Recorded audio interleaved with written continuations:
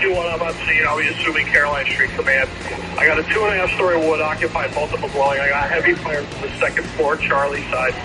I have an exposure on the Delta side. We have one line stretch not in operation yet. Primary searches are underway. Status of the fire is doubtful. One passing command. I'm on the first line. Service speed advised. We're on scene. 2-story wood frame. I got heavy fire from the Alpha side. Welcome back, fans of the Volley Chief. Another episode keeping it local, as we've been for the past several episodes. Exciting guest to come on tonight. I'm going to let him introduce himself. I'm going to start off with a little note about this guest. So he's when I joined the fire service, and as everyone knows, like we snuck in the mid '90s. We were a little bit younger than we should have been, but he was one of the guys that we looked up to, and that my group, my generation of guys from the volunteers in the Valley, like we always knew if he was there, he was one of the guys that you could always count on. But he was one of the guys, too, that always knew that it was more important to teach us what he knew than for him to do it. And because of that, he always put us out front, always with a hand on your shoulder, always keeping an eye on your back.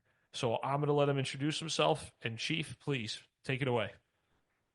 Thanks, David. Tom DeMarco, Shelton Fire Department.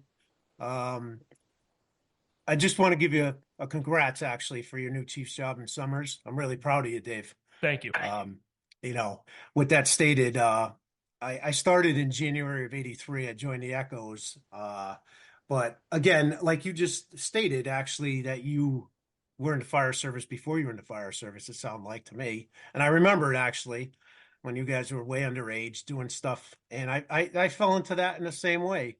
Right before January, well, it was January of '83, actually. I had put my application into the Echoes. And coming off the bus from Emmett on the way home, I spotted a header over behind City Hall. So I took a waltz over there and ended up getting in the mix. Chick Totoro was a captain Echoes at the time. And if you had your application in, but you weren't voted in yet, it was good enough. He's like, go get gear off the truck, geared up, sat on a 2.5, and the rest is history, Yeah, truck gear. I mean, there's something that, has gone by the wayside, right? Truck, it used to keep spares. Absolutely. Oh, you'd look at the old apparatus, you'd have a couple sets of 3/4 boots, a few coats, and some helmets hanging off the back. Yep. And your Derby had it longer than anybody that I recall, because Echoes got rid of it probably right after I joined. And, they started phasing it out. But definitely that was a thing that if you didn't have your gear, you knew where to get some gear. Yeah, it was red. Remember, it was so that they knew it was like the ugliest color red gear ever. So that way they could, you knew if somebody was wearing it, like, oh, that was the truck gear. Yep, absolutely. Yep. I thought it was pretty cool. It was different. Oh, yeah. It was, but back then, right, it was what? It was 3/4 boots, a coat, and a helmet. It wasn't anything. No, nothing exotic. Nothing right. like we have nothing now. Like right. Nope. So, Shelton, 1983, I'm sure, given the fact that you're DeMarco, you were driving an IROC.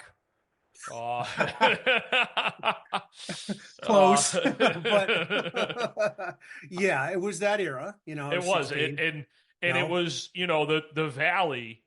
I mean, the Valley burned in the. I mean, you were still you're mid '80s. You're fresh off of BF, of Hull Die, of those major factory fires. You're in. You guys. I mean, again, growing up in it, you were at a job every week, if not more. Yeah, absolutely. And now that you refresh my memory a lot, most of my first fires were all in Derby. I'm going back that one on Prospect Street that started it all for me, but it really didn't, because years before that, I can go back to Stelray, where Engine 11 got burnt in Shelton on Shelton Ave. I was at that, ran up the hill, 8 years old, chasing fires.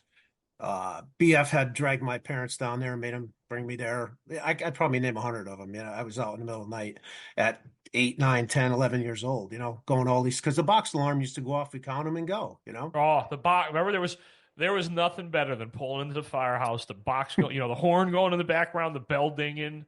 Yeah. Yeah. And another thing that for the viewers out there, I mean, the echoes and the storms are, I mean, really, as the crow flies, what? Not even 3/4 of a mile apart.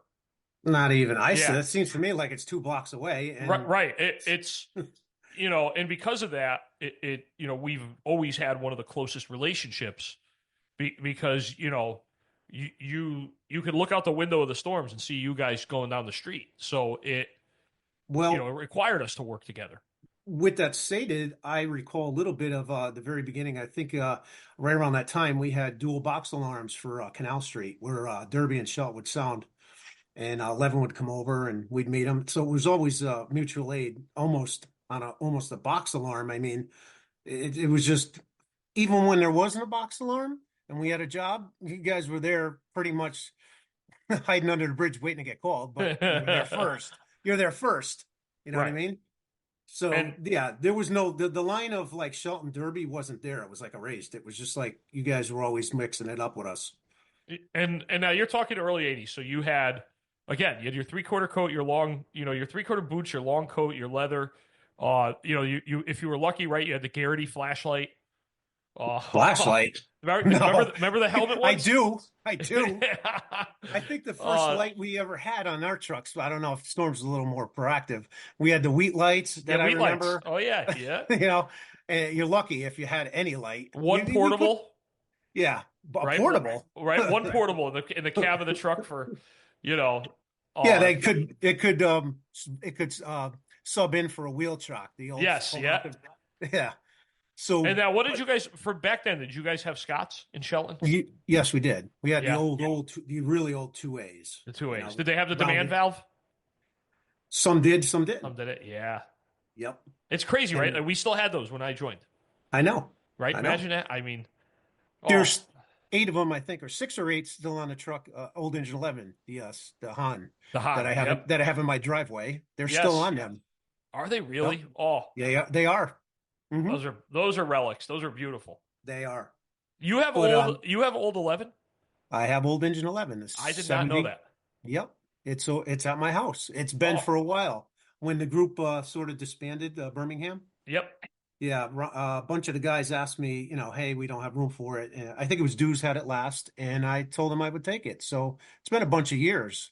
It's not in the best of shape it should be, but we're working on that. I have somebody that wants to pick up on it. Oh, nice. And it was what, a 71 Han, right? 70. 70. Okay. Yeah, mhm. Double clutch. Double clutch, baby. Double You clutch. got to know how to drive. Yeah.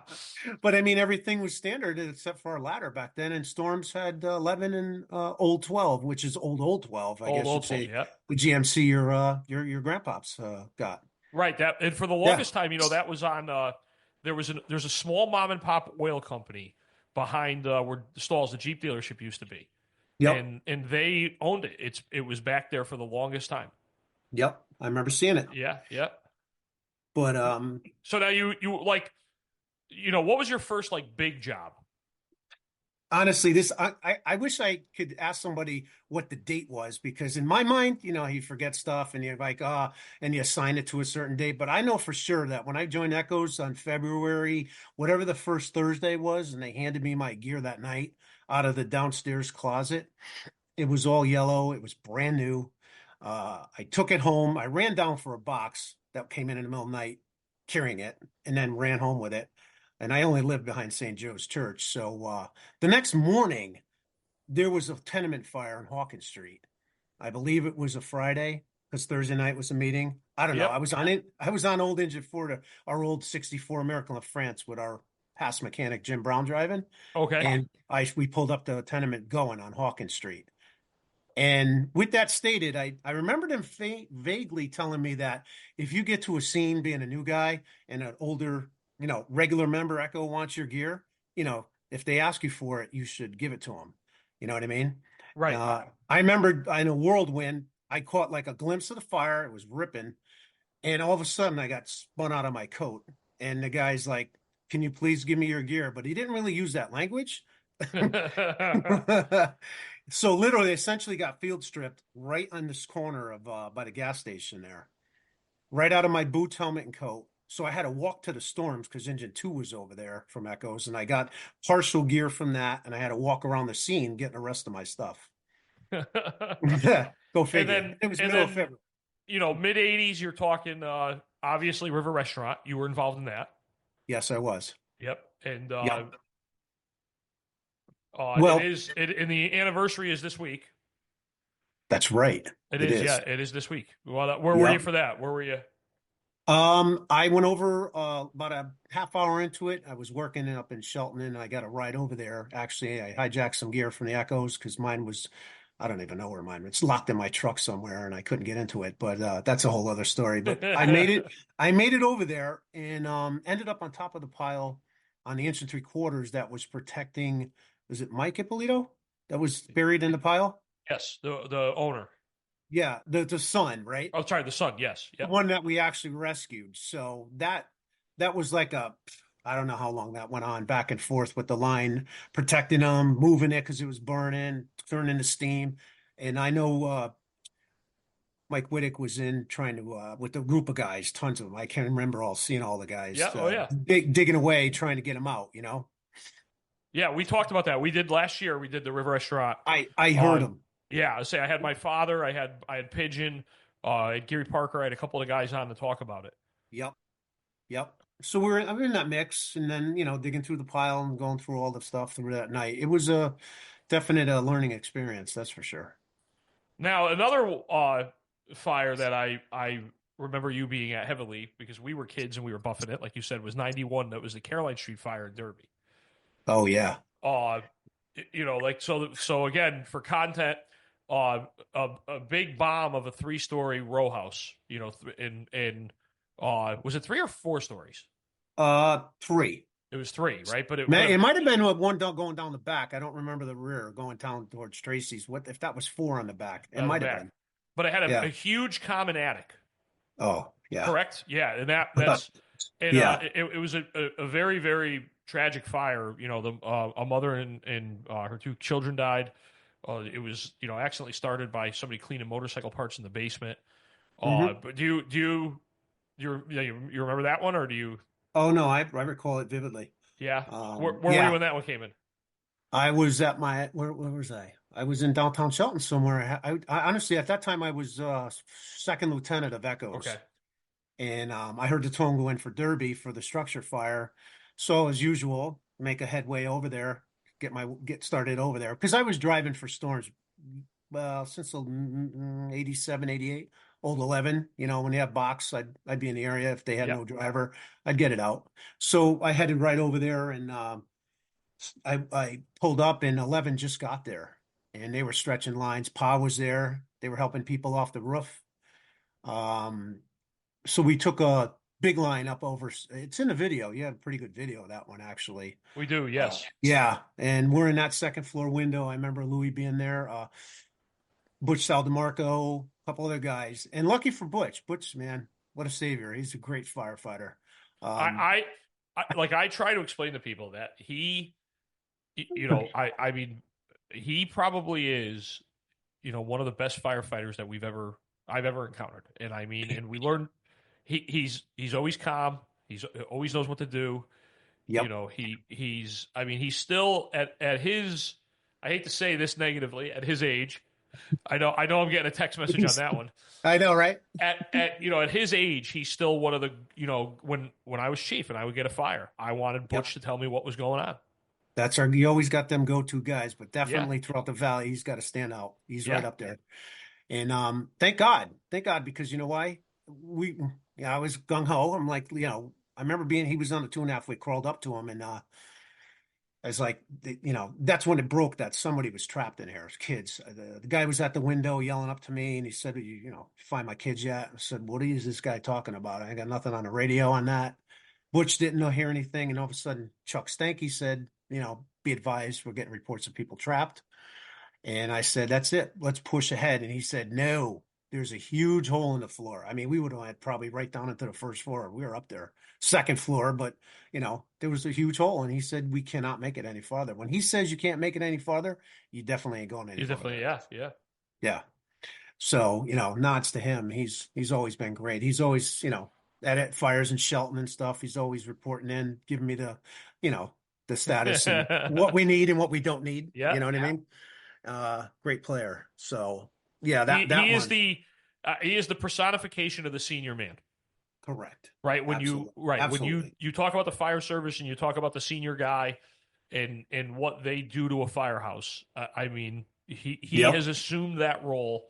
And I mean, you look at you go back a generation, look at his mentors of Artie and my grandfather and those guys, Oh yeah. Right. like that. He took the mantle from them. Absolutely. And just that influence right there, the ones you named. I mean, Yes. I wrote a lot of names down to try, and I didn't want to leave anybody out, you know what I mean? Yeah.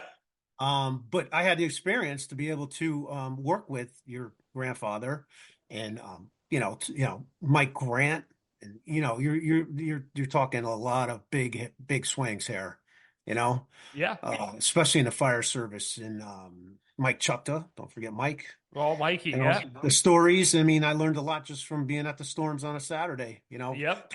talking to these guys, but guys that shaped my career, and guys I look to, not just from Shelton, which there's a lot, from Derby, there's a lot, even Ansonia, just being in the Valley back then, we went to everything, we went checking it all out, watching like you did, watching them good chiefs that stood out there and really were calm and bringing a whole semblance of, calmness to the fire scene when it was chaotic.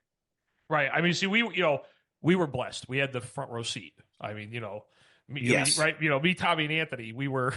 You guys, you hit it right, perfectly. Right. Anthony of Delucia, of course. Right. He's living it now. He's right. doing. Oh yeah, he's still doing. I mean, it is. It's just, it's amazing when you look at that group. I mean, your group. It was like you, obviously Louis, Louis Alwa. Yep. Daryl Oshesky. Yeah, Daryl. Yep. Daryl was in the middle of all that with us. And then you had like Freddie Mailer. Yes. 5'5", right? He saw the light. He saw the light. He saw the light. Yeah, them are the guys that were really anchoring the Storms back then. Yeah. But yeah, like Paulie Varsanic. Yep. And Ulrich, Mike. Yep, Big Mike. Mikey, Yeah, he was. Big Mikey. Yep, he was. We were chiefs together. Very good, excellent chief. There's another one. Then so what year were you captain? Captain of Echoes, 93. 93, and that was Samarius, right? That was a bunch of them. From 1990 on, I guess you'd say. It was like the Valley Fire Training School, if you want to call it that. Yeah, it seemed like, because Storms, again, you had Samarius, you had Local Lumber. These are some of the fires I wrote down on the bottom. Yeah, for the backside, Yep.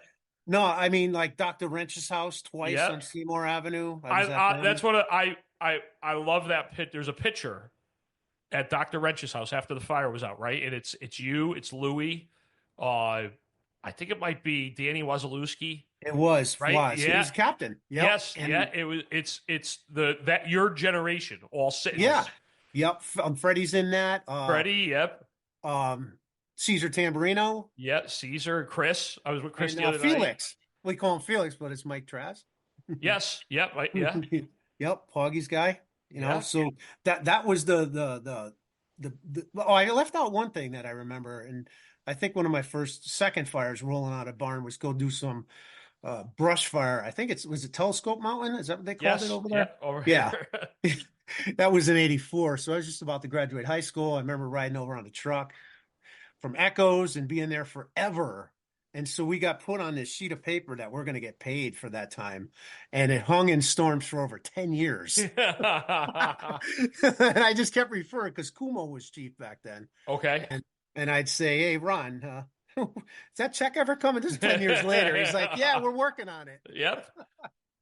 But yeah, even though, I had guys, I can't forget, guys from Derby. I mentioned Shelton guys too, but let me start with obviously, DeGennaro, Paul DeGennaro, big, huge help as a chief to me. Gary Parker, guys that were always around that helped me out at fires, backing me up.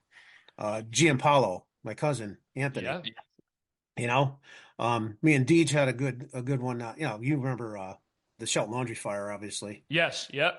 Yeah, that was an interesting evening. That was a very interesting evening. Yep. I'm sure you remember what happened behind the building. Yes, yes, my brother and Joe Antonazzi. Yeah, there was one more person. Who was that? I don't remember. I think it was It might Peanut. have been Peanut. Yeah, Peanut.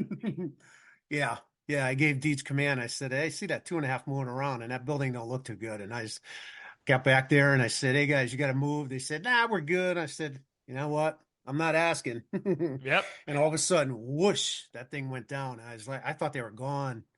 But they rolled and jumped and almost tumbled down the canal street running away. But when they came up, boy, they looked like they saw a ghost, boy. Yep. But we all learned from it. But no, they all helped me like that, and guys, even like back in time, if I have to go back to 83, 84 when I first joined, yeah, Chief Hopkins and Nesteriak and Healy were in at the time, and then Yep. Oh, yeah. 84, Chief Tallberg took over Yes. with him. Oh my God. Yep. Yep. Okay. With Billy Burke as car 3, and Yep. then Pete Riley was car 4. Guys like that. After him was Russ Tatora. They were fabulous chiefs back then. They really brought us into the 90s, actually. You know what I mean? Out of the Yeah, 80s. that big leap. Yeah, it was huge, because all the certifications started to come in play. Yes, Everybody was yes. getting Fire 1 and 2 and 3 and all that. Oh yeah, the infamous Fire 3. Infamous Fire 3. Yeah. Mhm. Yep. So yeah, and then everybody else rolled into line after me. But I used to, when I used to go to different towns, I named the guys that I saw, Chuck Stanky and them guys in Butler and Sadlick. My cousin, I said, but you go to Ansonia, Jackie Keefe, Lyman Gilbert. Lyman, yeah. Yep. Mikey Stahl. Yep, Mikey. Oh even, God, yeah, yeah. I just saw him last week. Yeah, I watched them guys. Howie Williams back when Tallberg was in. Howie. Yep, I watched how they acted and how the demeanor they had and tried to almost mimic it. You know what I mean? Right, and that's what I mean. I hate to say it, but that's still, like you mentioned, Deej. I don't like I have no recollection of Deej even remotely like raising his voice or No, no. Yeah.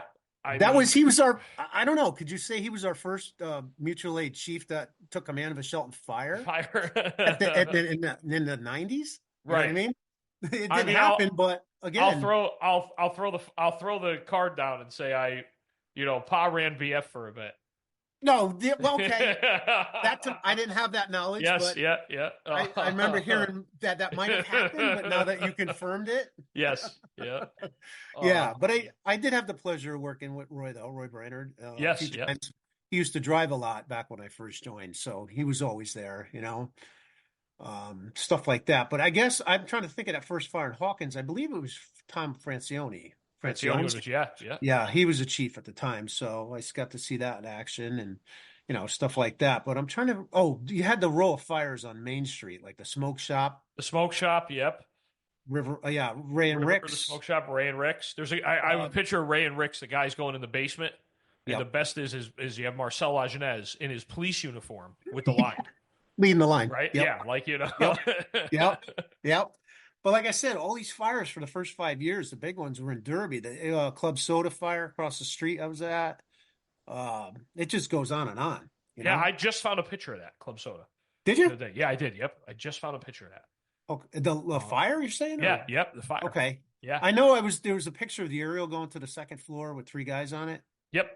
You have that? I found a picture of that building on fire. I'll have to send it to you. Because I know Pop. I know I think Eddie took a picture of that, and I remember I was the second or third guy in the ladder there, probably stemming it, and got in there, and nobody even knew I was there.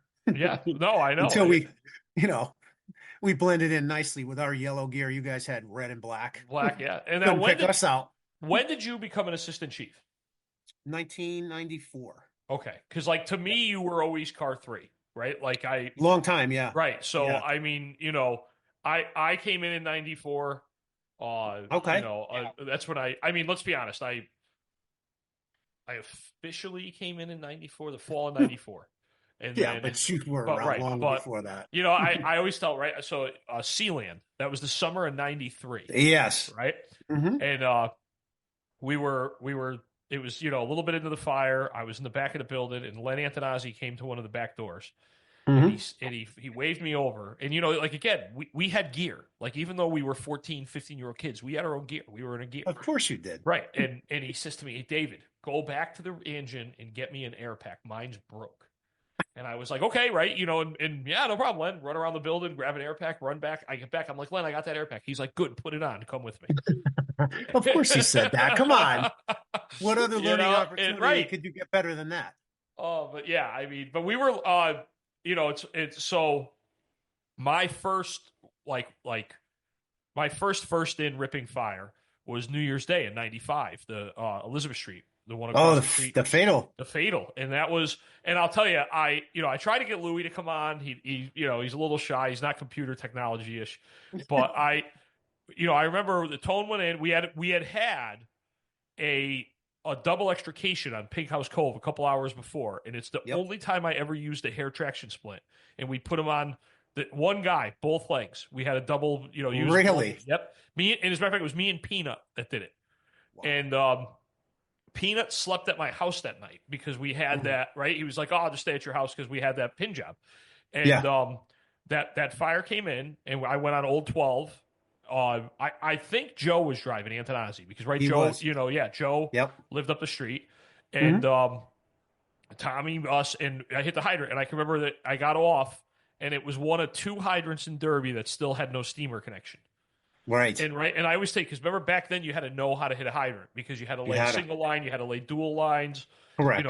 You right. So I took the hydrant, I threw a ground ladder, and then I bumped into Louis, and he said, "What are you doing?" And I said, "Nothing." He's like, "Get an air pack, come on." And we went in the if you're looking at the building, we went in the Bravo or the Alpha Delta side stairwell. We went up to the second floor. And we were in the other side of the apartment of the building from where the fire was. And Louis, right, here's a lineup for you. Louis, my cousin Daryl, and Louis Tiano at the bottom of the stairs. Right? There's a lineup. And they were about to go upstairs, and Daryl said, "Does anyone have a flashlight?" Right? And I had a flashlight, and I said, "I got one." So Louis says, "Come on, come with me." So I masked up, I went up the stairs. Louis Alua went up with me. And like we said, like you guys did to us, you brought us right along. You kept us right alongside of you. And Louis says, all right, we're at the first door. He's like, see if it's hot. And like I felt it with my hand. I said, it's hot, like towards the top. He's like, crack open the door. So I cracked open the door. And I can remember I shut the door. I cracked open the door. I looked at Louis. I go, Lou, the room's on fire. Louis goes, no shit, shut the door. And I laughed because I had no idea. But he's like, come on, we gotta get out of here. We gotta get a line. So going back to the steps, the door failed and it came out into the hallway after us. And we went down the stairs. And I laughed because right now this was 1995. David Lenart was half the man I am today. Sandwiched between Louis Alua and Louis Tiano. Wow. And Louis Tiano kept saying all I kept envisioning in my mind was like a cartoon. You were going to be paper flat. Yes, that was interesting. I was there. I was in that. I remember you. You were. Yeah, I remember. I followed Daryl up the stairs. Okay. And you know what kept sticking in my mind to this day while I'm following up the stairs? He had an air pack, helmet, coat, jeans, and Chippewa boots. And I'm like, where's your fire boots? I ain't got time for them. No time. Nope. But it was good. It was a confirmed somebody trapped. So we're going in for the pull, of course. Unfortunately, that couldn't happen because it was already it was too late. So that was again Deej. That was a Deej fire. Yep. It was a little late in the beginning because it was correct. It was 5 a.m. on New Year's Day. Yeah.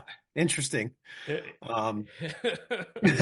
That's all I could say. Yes. Right. And then remember that we went on a little bit of a tear there because we had the Elizabeth Street one, then we had the Cottage Street one, we had the Olivia Street, like in rapid succession within a couple months. Yeah. We had all those, right? Do you remember that Cottage Street fire? It was during the day, like afternoon. That was the back. It was it started in the back kitchen, went right up the back. That was I swear I remember you at it. I probably was there. It's hard to remember every one of them. Yeah, non-major. I'm not going to say non-major because it was a working fire. Right. But I think of the big ones, and then the house fires are like, we had a bunch of them too. Correct. And that's what you try to explain to guys is that like you a house fire, like a big like a ripping fire in a 2.5 wood, was nothing eventful like it is nowadays. Like you know what I mean? Right. Like to Right. us, again, like Caroline Street, like the factory fires, those types fires were the bigger ones that you stuck with. Right. I sort of bring that up in when I'm teaching a pump ops class or something to the new guys or people that are training. I've said, I'm going to train you to a 5 alarm fire where you could pump everything off the whole truck, and then you're going to be bored when you get to an actual fire because Right. you got two lines. You know what I mean? Most times, I'm not to say every time, but most times it's two lines, and you're okay. We're good. Yeah. And But then I mean, were you in still? What was the VFW? yeah, Yeah, actually, yeah, you were command for that one, right? I was command for that. Yep. Yes. Yeah. I was standing at Company 3 in Huntington with Assistant Chief Kozak. Worked very well with Ed. Big Ed. Yep. Big tall Ed. You remember Ed? Yes. Yeah. Yes. Me and him rode down together in the same car. And that was And, that was another in. one, right? That was another we were there, you were there. Yeah. Yeah. Anthony drove 11? That was that was the one, 12. right? Didn't he take, remember, like you said, he was in pump operator class. And Right. after that, he was like, this class is pointless. I pumped every line off he had every line possible off at that fire. He did. He really did. He did a great job. He came in and then dropped like every line you could possibly think of. And that's where he was like, I know what I'm doing. These Right. other ones are boring. Some of them are a little like, uneventful, Uneventful. Yeah, but they're there. They're good, but we had so much going on back then. It was just crazy. What are we missing? What fires? What do you got in your list? I had latex foam. Oh, yeah. I mean, which one, right? Well, the first one was like a fire school one. Right. And the big one was the big one. You know what I mean? Yep. That was interesting. That was definitely, one of the biggest fires. I think that were not blown up. You know what I mean? Right. That was probably the biggest one we had. I mean, that started naturally, I guess you'd say. Yep. But were you on the first alarm when they went over there, or were you not there yet? No, I didn't go until the second fire. Right? Is that what they? I don't know. Yeah, there was 2 in one day. Right. They were still packing up from the first fire. Yes. And we didn't go to that one, but the second fire is the one where it took off. It took off, and that was the one that as a matter of fact, I remember Danny Abrams from the Storms. We called him Spanky. Yeah. So Spanky was working arms that day, and I was right there, and I was on the phone with him, and I was like, oh, what are you doing today? He's like, oh, I'm working at arms, and then he went, holy shit, and the phone hung up, and I was like, what was that? Like, holy cow, and then a minute later, my wife called me. She was working at Griffin at the time as a nurse, and she's like, hey, what is on fire? Because the flames are going over the hospital. And right, it was that fast. And then again, a name, right? Jackie Cotter, my cousin. Yeah. He came up on the radio with Truck 15. It was like Truck 15, the Derby. There's a massive fire burning. I was with him. He's like, we're getting people stopping at the firehouse. Yeah, I was with him when he did that. I was coming back. I was coming back from driving. I used to park over behind the East End where the pump company is. They had Greco and Haynes there. Yeah, over there. I drove a triaxle with Bobby Caruso, who's the chief then at that fire. Actually was in command, I think. Anyways, I was leaving there and I pulled down to the Poggies to talk to Jackie, who's washing 15. And I said, what did Ansonia have? He said, it's out. So he was on the driver's side. I look up. It looked like a mushroom cloud going up. I was like, Jack, what is that? And he's like, I don't know. Right. And then I took off. I had car 2 at the time. I was car 2 in Shelton. And he came right behind me. We rolled together right down past General Muffler and right into the scene. Yes. Yeah. Yeah. It was crazy. And then another good one. What was Ansonia? I don't know. Valley Electric. Oh, that one too. Yes. That was another one. Yeah. That went like from nothing to something really fast. Yeah. It was like a 5-story building. It was pretty high. That was another good one we had. Yeah, it took out the whole block there. But Yeah, I'm looking at my list. I mean, even for me in Shelton, uh, we had the church in St. Lawrence Church in Huntington Center. That went up. I know they called mutual aid to a bunch of different towns. I don't know if you guys were involved. I'm trying to think back if Derby came over with a piece. Do you recall I that? I don't recall that one. Yeah. Yeah, that burned up St. Lawrence Church pretty good, but we had that. Highland Ave, which was a rescue down there off of let's see, what year was that? 95. So you were in. I was in. Yeah, we had a pretty much a live rescue at that fire. Myself and one of the other firefighters, Kevin LaQuay, got there before the trucks, crawled in and grabbed the guy. Daryl Cotter was with me. Um, oh, what's his name? Rob Matagowski. We're all at the Storms, of course, on a Saturday. Okay. Yeah. The box went in for Shelton. Routine, maybe a possible structure fire, and pulled up, and the house is cranking, and guys trapped on the first floor yelling, and it was he ended up passing away, but I think it was the next day. But it was a all out rescue, and it was very intricate, to say the least. But we had good people there, but it was just very dramatic, and that sticks out as one of the. And I know Storms was in the next summer because I seen guys there. That doesn't mean you were called, but then again, Right. did you really have to be? Right. I mean, it's funny because, like you said, like I remember, it was, as a matter of fact, I think it was Sealand. We were out in front of the Storms. It was summertime. We were sitting in the Storms, Yep. and Daryl pulled up in the. I think didn't he have like a little Honda, like it was like a hatchback, a gray Yeah, hatchback. something. And you saw him coming up. We saw him coming up the street with the blue lights going. And like we were like, what is he doing? And he pulled in. He's like, you guys got a job. He's like, you can see a header, and like and then a minute later they're towing it. And like you Yeah. said, like the going back and I mean, Shelton Laundry. I remember we were at the Storms, and I think we heard a cop call it in and Yeah. say like, hey, there's and I went with the Bashuras, Sean and Jason. Uh, Yes. and we pulled up, and engine two was just pulling up, and it was Ulrich getting out of the ring, and we were like, "What do you need?" We're here. Yep. So it was very interchangeable. And as much like I talk about it because we say like nowadays, oh, it's getting crazy. Like you go mutual aid all the time, and it's like, but 20, 30 years ago, we were still doing that. Yes. Even with the manpower that we had back. Right. Yeah. Yes. I mean, no doubt about it. Times are getting a little, leaner with guys. Right. You have to rely on multiple companies / multiple cities. But I mean, there's still that working mode that's still in there that goes back, at least for me, as far as Yeah. when I respond to stuff, do I have to respond to a lot of stuff? No, but I feel the need to get there and almost like go into the position of like the older gentleman that used to be in the Echoes or the Storms, and they stood back and watched you pump in and watched you as a chief and gave you eyes that you couldn't see with. You Right. didn't have that other view from them. Like if you step back, there's so much going on, you can only do so much, you know, and Correct. and just be that safety guy, that's there to tell them, hey, watch out for this, hey, watch out for that.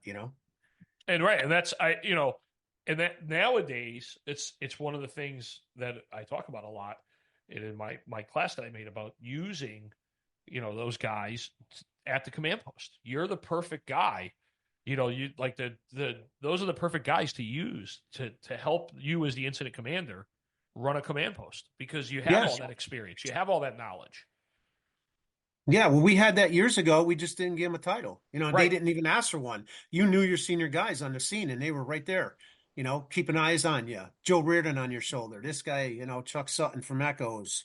You had everybody right there telling you, Chief, hey, watch out for this, watch out. And, they made me look good. I didn't make me look good. You know what I mean? Right. They always, your guys make you just kind of direct them and try to be the calmness on the radio. You had a better chance of getting cancer from Joe than from the fire. Yeah. Yeah. Every company had that one guy that had him rolled up in his sleeves. Oh. And be in the fire, and you could and smoking a cigarette while going down the hall. It's like, wow, these guys are hardcore, you know? We're in our masks thinking we're all big and bad, and they're just like they're it's just, yeah. I mean, obviously you can't do it nowadays. We know the rules and we try to be Right, safe we do. and Oh, absolutely. healthy. It's I always say though, Yeah. it was when I first joined, it was you didn't put your mask on until you couldn't take it anymore, Right. right? And you did that because you wanted to save air in case something happened, you had more air. Yeah, that was your backup. Right. So like but again, you can't fault people for what was normal and accepted back then. Like, we've No. learned a lot and again, you look at a video of the Valley from the 90s and you see guys like you said in jeans and t-shirts with helmets and three-quarter boots and they're cutting a roof or they're and nowadays guys like, "Oh, look at them," but that was the accepted normal back then. That was Yeah, you're what right. and that's why we say you can't look at a picture from 20 years ago and look at it through the lens of today. You've got to, No. Right. you remember when OSHA came to town and told us we had to buy turnout gear. And Yes. before that, we were wearing just three-quarter boots and long coats, and that's just because. And I'm not using it's just the way we always did it. It's just that was the normal at that time. Right. That was the norm. Right. It wasn't somebody trying to be a hero. It wasn't somebody going rogue. It was just what we had. Right. You know what I mean? Even I've had conversations where people are like, do you guys, I can't believe you guys were 16, 15-year-old kids going to fire. And like, yeah, I agree with you. By today's standard, like if you said, hey, we're going to take this group of 3 15-year-old kids and put them through a 40-hour basic firemanship course and let them loose, you'd be like, what are you, nuts? But back then there was 20 of us. Right. And it was normal. We recruited people at 15 and 16 to be, what are they nowadays? They call them juniors. I always try to explain to people you got to go back to the Cold War. We were auxiliaries, so when the Russians attacked, we were ready to go. Yeah, that's a fact. Remember? Yeah, I mean, you know what? I was thinking about with you, right? Yeah. Hawkins Street, Lower Hawkins Street, how like the 10th or 11th house up on the right. It was like a Thursday night. We were all playing, we were all playing football at the Storms. Yep. Right. I remember. And we were out front playing football, and I was inside. I was the only one that heard the tone. And I could remember trying to tell you guys that there was a fire like a block and a half away from the firehouse, and everyone was laughing and like joking. And then finally, like the radio, somebody else heard it. But that you were there for that one. I drove 11. You drove 11. And then from that fire, we went to the Laurel Ave, to the firework fire. Same night, right? Yeah, correct. Same night. They were like a couple hours apart. Yep. Well, that's the night that half of the group out front decided to go to ice cream. Remember that? And I said, I don't know, but I told the Salem twins and a couple other guys, I said, I was leaning on the front bumper 11. I said, I have a feeling. I go, just don't go. And they're like, the guys like, there ain't nothing going to happen. So they all went over there. So It was us three. I think, and you and your brother, right? Yes, that's what I say. We stayed back. We were playing football. Yeah. We were like 4 and then out the box hit. And I'm like, yeah, look at that. And it was right around the corner. Yep. Yeah. So yeah, you just have them interesting events that you have a feeling sometimes that you just can't explain. It's like, we didn't know it was really going to happen, but I just feel something going to come in. It was just I mean, we caught the end of it. You got a decade more than we did. It was the good part about the good old days. And I mean, wow, has it changed, right? I mean, oh yeah, it definitely changed. Yep. Yeah, it's full circle on safety, I guess. A lot of it's got to do with safety, though, and I agree with it. Correct. I'm not stuck in the past. You know what I mean? I'm always up for learning something, as you are, and progressive, and keeping our guys safe. That's. And really when did you stop being chief? When did you get out of? 2004. Okay. Because you were still. What was I don't want to say the last Canal Street fire, but there was the one. What was the last big Canal Street fire you had? The one in 2003. Actually, I think you guys have a picture of Louis' son, Louis, sleeping in the back, little Louis, back of my Chiefs car. Yeah, because that was the one that came in as a dumpster fire, correct? Something on the back of the building, a doorway or something weird. A weird call. Yes, because I remember I was with Pa, and we went down to take a picture, And Yep. I remember bumping into you, and I think Pa said to you, it's in the building. It's bad. It's like he was trying to in like he was saying to you, it's in the building. And I think like you were like, I think we got it, Pa. And I think Pa gave one of his, you know, he's like, I think he said something like, I may have been to a fire or two, but if it's not in the Yep. building, it doesn't pump out the eaves like that. Like, you know, Yeah. he hit Which you we with one couldn't of, see. yes, right. Cause we came around from the other side of the building. And Yeah. that's what he Once was, he you told me know, that, yep. and I got a And that look, was it. I'm like, he's right. He's right. This is going end to end. Yeah, and that was that was an all nighter. Yeah, it was. It was. So So yeah, that was right before I got out.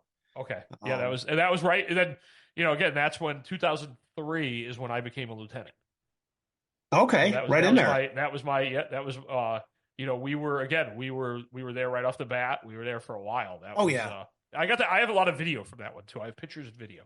Oh, I got a ton of stuff. I don't know who took the video, but I know. Yeah, and I know the '93 Samarius where I have Anthony's. I think it was Anthony's or Tommy's. It's Anthony's because Tommy's in the video. Leaving the storm, like coming down Olivia Street. You have the header. Oh, yeah. And Yeah, then, that one that shows the coming over the bridge. yes, yep. Yep. That's a really good. You guys got a lot of good video back then, a lot of good pictures. Because Yeah. I mean, one thing I just got to go on record saying, Anthony DeLucia and Pa. I mean, I thought I was quick going to calls. They used to meet me there. They'd get there sometimes before me. And I'd be like, how do they do this in the middle of the night? I mean, obviously but Anthony definitely inherited that from Pa. Like Yep. there's times where the tone goes in and he's talking on the radio and you're like, how did he even, get out the door that fast? Right. Right. I hear it. Yeah. I've seen it. Anthony, or like right, Pa affectionately referred to him as Looney Tune. Yep. Yep. Well, it was a great time. I mean, you had Saturday lunches at the firehouse. You had all that. I always say that there's a case to be made that the advent of cell phones is what killed the volunteer fire service. In a way, yes, you're right. Right, because before cell phones, you needed a base of operations. Yep. And the volunteer firehouse, was what it was. Again, when we were 15 and 16, there was 20, 15, and 16-year-old kids that needed a place to hang out, to do their thing. Yep. And it was the volunteer firehouse. Yep. It sure was. And it really, I mean, going around towns and seeing how firehouses are run nowadays with the manpower, it's tough. But there's some places that can pull it off just on the geography of it, or, the youthfulness, who's around, who can join there, who has time to join there. You know what I mean? I'm sure you see it no matter where you go or who you talk to. Yeah. And it's, I hate to say it though, too. It's peaks and valleys. Yeah. Right. You get a couple guys that join and they get trained up and for a little while, things are good. And then, someone moves, someone gets married, someone, gets mad. And it's just, you got to try to manage those peaks and flows, the peaks and valleys, I should say, so that you're keeping it as level as you can. But it's tough. It really is. It is. It's definitely a time consuming event. Like I'm saying, if we weren't already doing it, you know what I mean, for so many years, would guys be, staying with it Stay with as it. Correct. Yeah. I don't know. It's hard, especially balancing family and everything. Right. And I'm sure our better halves and our family will be like, boy, you spent a lot of time doing that. But, when they see why and they hear why, whether it be a good call that, you prevented something from getting hurt or somebody, worse, whether it be civilian or firefighter, that's why I go back to saying, I make it a point to try to get to what I can, is especially if it's, something of urgency and I'm in the area, it just, and more hands on deck help out. The fight, I'm in Derby, I'd go right up to, I think I assisted you at that fire in Derby not that long ago. On Caroline Street. Yep. Yeah. That was going pretty good. You said you were going in, right? Yes. Yeah. You said, watch come in. I'm like, you sure? You said, yeah. did I order you to? I'm like, yeah, I guess you did. Yeah. And guys are like, what are you doing? I'm like, he ordered me to. That's it. Yeah. So, it goes like that. But, I just can't state enough about being lucky enough to be in, I call it two companies at the same time. Because back then, I started back then in '83 with being a double member without even being a member of Storms, just being over there and them guys were very receptive. You know what I mean? Right. There is one person we haven't spoke about tonight Okay. from the whole thing, and I think we'll throw it out there now, But we mentioned his name, but we didn't talk much about my brother. Yeah, you're right. I mean it's Yep. and he was another one. Uh Tommy was, I mean, obviously he's my older brother, right? So, Yep. I have that natural, I look up to him. But man, he's he was right in that group of always, right from the beginning. We always knew that Tommy was going to be the leader of the group, if you will. Oh yeah. And he took our, like you take the generational of the firehouse, right? Like, Tommy was Tommy's probably the leader of our generation, of my generation, where I consider, like, like guys like you, Louis, Paul, you're a different, different group. But Hmm. Tommy was ours. And another one, he's always calm. He's always got his demeanor. I always joke and tell him he gave up on his dream of becoming a paid fireman when he went to Greenwich, but you know, Yeah, no, uh, well stated. Well stated. You're right. He reminds me of like Anthony Giampaolo too when he was younger, boy chief and all that, yep. Oh yeah, but yeah. was very good at a young age and they knew their stuff and they were very calm it just reminds me because I've seen both of them and a bunch of other guys that could fit the same bill, that, but not, Tommy stood out for sure. I Right. recognized that right when I first met him. He's going somewhere. You too, same way. I was like, you guys are very smart, very educated in the fire service. I think you had that early education through your grandfather and your dad and your mom and everybody involved with the service over there. It was a family event too. It wasn't just a firehouse thing. You guys were in deep. You know what I Right. mean? Right. I mean, So our you really, weekends at the Valley School. yep, Going to Seymour High School football games to watch Louis. yeah. Uh, Imagine that. Imagine that. Wow. Yeah, you guys go way back. So it's all, generational through the valley. I mean, right. and it's just it's a good feeling to know that these guys are still around, they still do their thing. It's getting a little harder nowadays, but everybody's doing it and they're trying their best. Yeah. Well, listen, I try to keep my episodes in 20 minutes, and we're coming up on the hour mark. No way. So yeah, oh yeah, It yeah. doesn't I thought it seems like we just started. No, I know, and Yeah. I always try to stick to the 20-25 minute thing, and I mentally prepared myself all day today because I said I'm gonna try to just keep going with Tommy because Yeah. I Yeah. knew what we were gonna talk about. I knew we were gonna have a good time, but Yep. yeah, you know, thank you. This was one of my uh, more one of my more favorite conversations. You like I said, you for my group growing up in the valley, you were one of the guys that we learned a lot from. You were one of the guys that you kept your cool. You showed us what a firefighter should be. You showed us what a chief should be, and I'm just real glad we were able to have this talk. Well, I'm glad that I was able to have this talk with you also. And it does me good knowing that, obviously your grouping and the way you guys are coming up and doing your thing, especially now you're doing it for a career and you're still involved with the Valley and your whole family. They've just been, it's been a great, great experience. I can't say enough. Yeah. I'm very lucky. I'm blessed actually. Yeah, we are, and that's one thing. And it's one thing that I've made it a point to do too is that when I see or when I talk to some of the guys that have made a difference in us, to make sure that they know that because you know, as you know, we're not getting any younger, and Hmm. it's just a good time to stop and to thank everybody for getting us where we are. Yeah. Well, I So. mean, with that stated, and like you said, with technology and all that, I'm not that savvy with it either. But I mean, this is a really good way, your show. I'm very impressed with it, and I think it's going to do a lot, getting the word out to everybody, basically on how to do it right. Yeah, I don't know how to thank say you. it any better. All right. Well, I hope you enjoyed this. It was a It was a great conversation with Chief DeMarco from the Shelton Fire Department. And stay tuned next week for an all-new show. Thank you, everyone. Don't forget to click the like and the subscribe and to follow the social media. I can't stress enough. That's what makes the machine work here, if you will. So have a good night. Chief, thank you. Thank you, David.